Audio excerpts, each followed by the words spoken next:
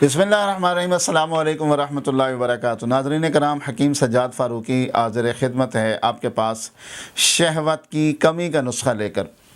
शहवत की कमी हो जाना ये एक तिब्बी, तबाई और फ़ितरी अमल भी है। कसरत मुबाशरत से भी ऐसा हो सकता है और इसकी बहुत सारी वजूहात हो सकती हैं।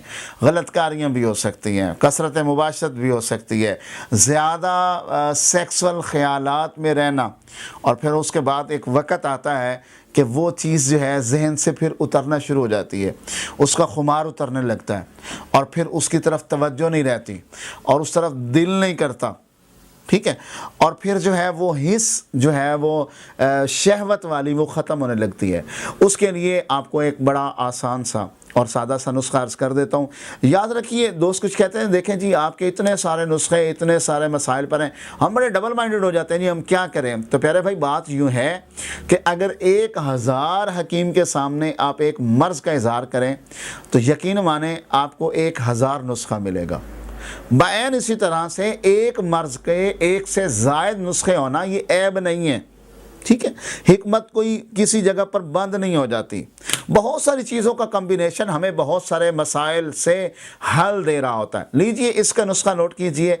आपने लौंग लेना है 3 तोले, आपने जायफल लेना है 2 तोले, आपने ज़ाफ़रान लेना है 2 माशे, आपने जूंद बदस्तर लेना है 1 तोला, रेग माही लेना है आपने 1 तोला, दार चीनी लेनी है 1 तोला, फिलफिल स्याह लेनी है आपने 2 तोला और इलायची सब्ज़ लेनी है आपने 1 तोला, मस्तगी रूमी आपने लेनी है 2 तोले।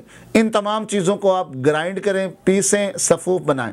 सफ़ूफ बनाने के बाद आप इन चीज़ों के कैप्सूल बने 500 mg वाले, बड़े से छोटा कैप्सूल।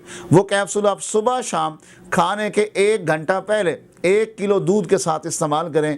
इंशाअल्लाह आपके अंदर वो तमाम बेदारियां पैदा हो जाएंगी और आप दोबारा से, आपको शहवत इतनी बरांगेख्ता होगी, इतनी ताज़ा होगी कि आप खुद हैरान रह जाएंगे। बहुत शुक्रिया। दुआओं की दरख्वास्त के साथ इजाज़त चाहते हैं। अल्लाह हाफ़िज़।